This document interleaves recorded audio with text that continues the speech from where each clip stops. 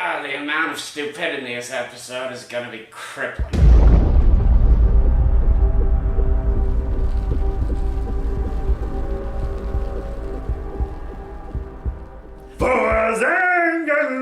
And salutations, everybody.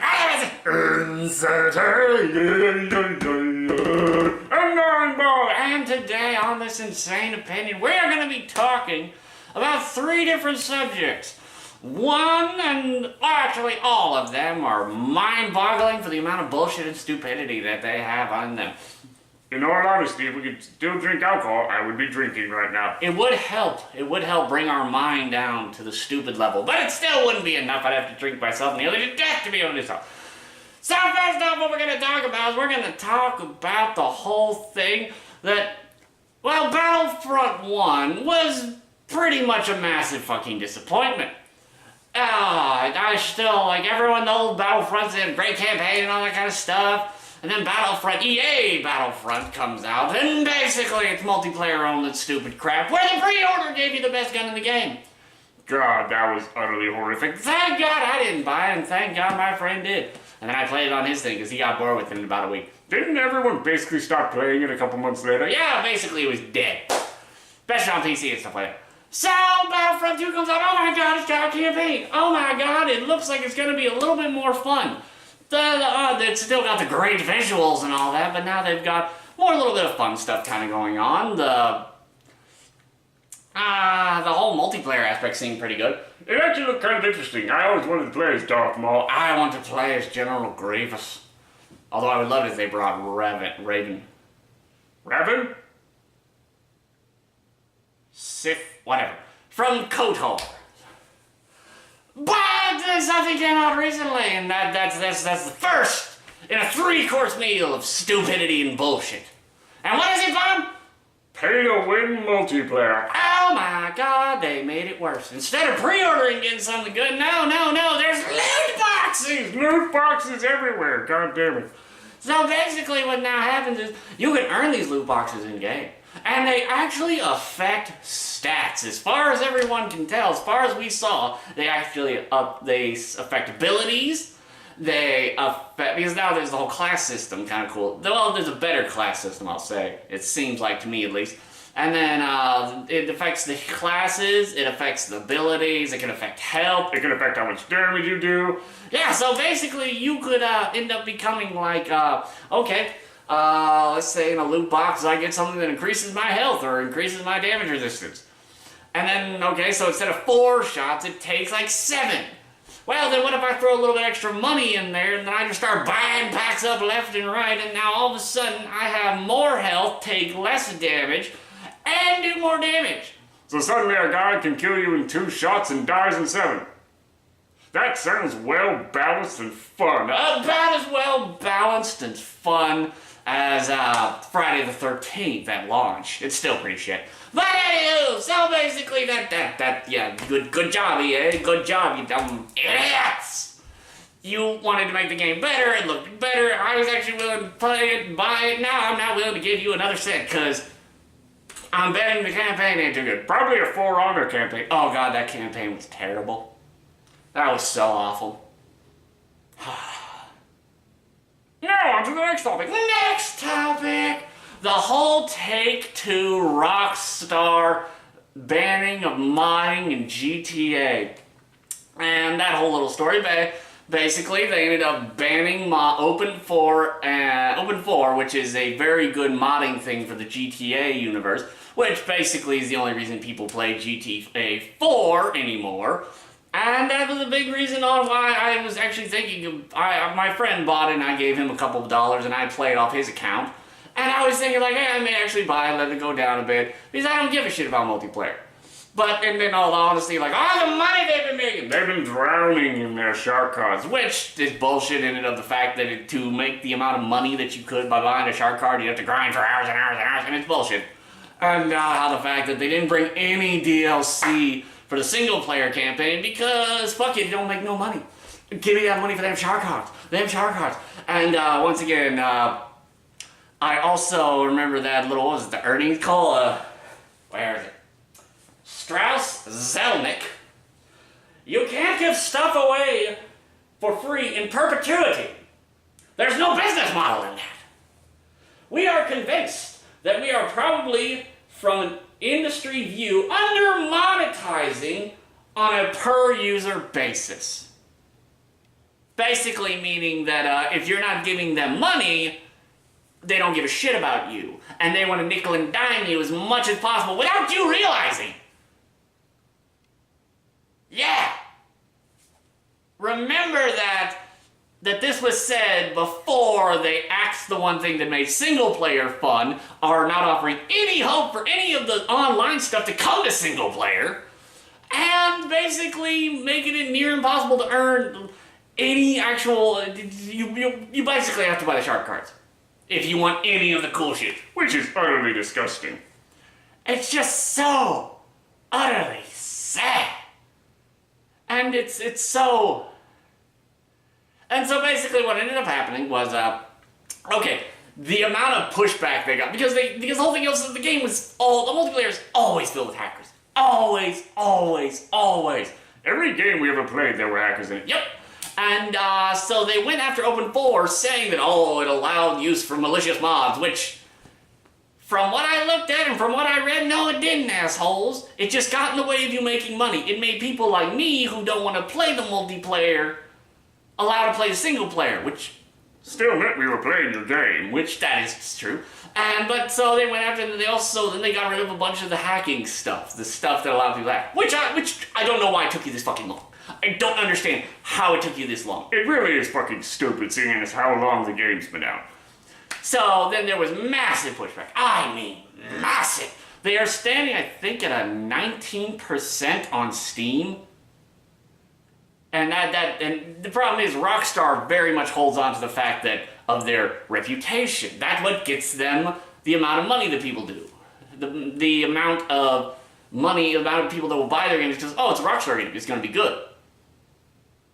And then this happened and it just tanked everything. So with the kickback, Rockstar probably, I'm betting with the Take-2 was like, fucking fix this. Or we're not gonna sell shit the next time, especially if Red Dead Redemption 2 is anything like this. Oh god, I fear the multiplayer aspect. I fear that they don't do a good job on the single player aspect. That would be utterly horrible. So, once again, don't buy the game, wait for reviews. But basically, yeah, okay, they allowed Open 4 to come back. But they spit on the Liberty City mod that was gonna be for GTA 5. Why was that, Bob? As far as we can tell, it seems almost like they were saying that it was using stuff from GTA 4, like assets and all, which is against their code or whatever the fuck. And to some people, it's like, they're protecting their right or whatever. For me, it's like, we got screwed over by not being allowed to utterly just ream our customers. But I'm gonna take this as a consolation prize. Fuck you. And that's basically what it was to me. And it's one of those things. You need to remember that what is his name? Strauss Zelnick. Yeah, Strauss Zelnick already kind of proved that they don't give a fuck about you. They just see you as a wall item. If you're not willing to just take my fucking money, then you're useless to them. And this kind of really proves it to me that they don't give. If there was not so much pushback, you could bet if there was half the amount of pushback, they wouldn't have done shit. They were all...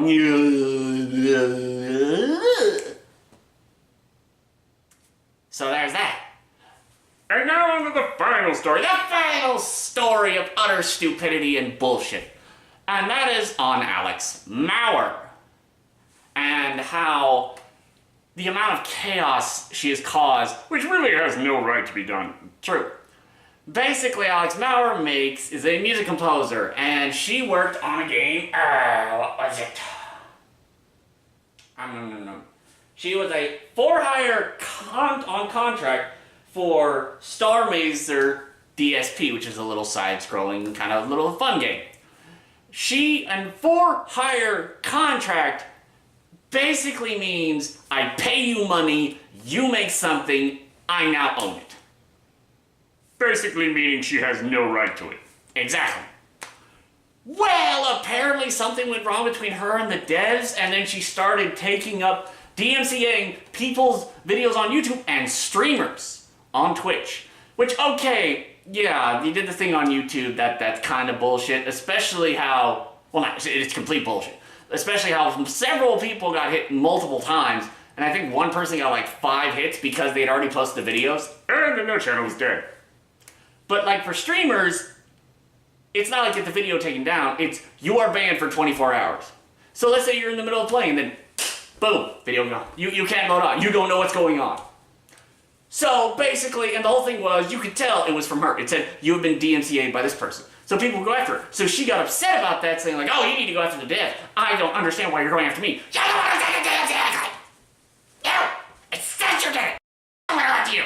And then you try to blackmail and hold these people's channels over their head, saying, go talk to one people, go talk to the devs, make the devs feel like crap. And then I'll probably release your channel. Of course there was pushback from this because the devs came up and was like, you don't own this. So what did she do? She took the music, put it on her own site, tried to sell, or put it on one like online site for selling music for $1,000. That didn't work. So then she put it on her own site for free. And the devs, from all I can tell, they've really tried helping her. They've really tried getting rid of this and making this go away as quickly and nice as possible. Didn't they even say they would give her the music if she just stopped all this? Yeah, they would give her the rights to this. She said, no, because she said they owed her $10,000, which we can't find anywhere. We can't find any of this saying that they did. And so now she's going to court. Now she's pretty much, because it's been shown that she probably had some mental health issues, because she started sending death threats. Holy shit. Yeah, she started sending death threats to people. Which I don't understand why you're not just screwed. Why are you not in jail? Why is Alex Mauer not in jail for this? Because I can bet you right now, if I send death threats to people, boom, jail. And it's whole thing is, she's so screwed. Legally wise, and her career is over. Yeah, her career is donezo. There's no chance anyone's gonna ever work with you again. No one. And okay, so she supposedly got committed for a little bit, because like family said like, okay, she has mental health issues, she needs to be committed. And then she came back out, and what'd she do, Bob? Start up that DMCA train rolling again. Now, I cannot, give me a second, I want to see, because apparently, did she go after she went after someone big. Take down the videos with her music.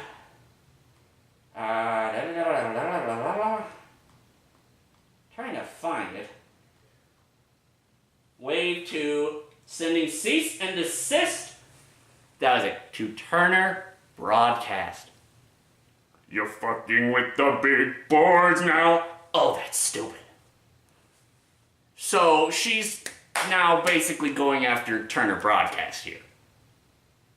Yeah, the lawsuit's gonna come. I'm betting they're waiting to see. Okay, she went after like several people, sending out like letters saying like, oh, if you don't either take this down or send me something, I need to know to cop to my legal team. And of course, these big companies are like, bitch, please. So it'll be interesting to see how that goes. But is there anything you want to give me 1 second? Oh yeah, she took it off Steam and sold the Yeah, no, she had the game taken off Steam because DMCA'd it to Valve, which, once again, she doesn't own the right, but Steam yanked it. And I think it's going to come back, as far as I can tell. Yeah, she tried to sell her own music for $1,000. Well, her own music. And the biggest thing about all this is that, Mauer, you're really poking that sleeping giant. You're done. Your life is done. You're gonna get in trouble for this. And then you're gonna get in even more trouble if Turner comes around and is like, we're done with this. But the one other thing is how YouTube has really not done anything about this. I think that's it. That really pisses me off. Because it was, I think, like 60 DMCA claims. Which, I know it's your algorithm and all, but how could you not hear about all this? How could you continue to allow this to happen? The devs had to have come up to you and gone, see, we own this. She has no right. So why is she still allowed to make DMCA claims? Why have you not just completely cut her off? She's attacking your creators, which once again is the whole reason you have YouTube, why you make money. And once again, you're not protecting the creators. You're siding with the person who has no right at all, but it's guilty until proven innocent, which this very much needs to change. This needs to change, or you need to make it so there's not 3 strikes, you're out. Because let's say I had put up 3 videos on this. Channel's gone. I'm screwed. And what if I was and that's the whole thing. I'm not a million view channel, so of course I wouldn't get any help from YouTube. They really need to fix this. Because it's happening more and more. It really is. And it's utterly disgusting. But anyway, okay. I'm gonna go play some video games, record some videos for that. Because this amount of stupidity. I just need to blow things up. Doom will help us with that. Maybe PUBG. PUBG, oh, it'll be fun. But if you like this little insane opinion on the things that are happening in gaming, it's a time for Insanity!